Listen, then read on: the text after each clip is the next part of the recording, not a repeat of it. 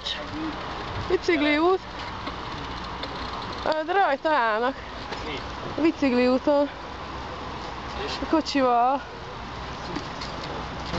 Eltolod? Nem, az én kötelességem, elnézést.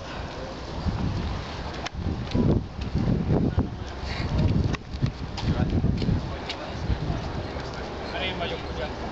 Mondjuk nem nézzük, tehát. De mi van? A bicikli úton áll a kocsival, legyen szíves arrébb parkolni. De hol van, nincs parkolóhely, hova parkolni? Old el a szekeret, mert megkergetnek.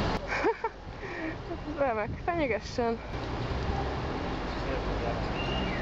Még itt fogok állni 10 percet, és aztán elmegyünk, jó? Remek.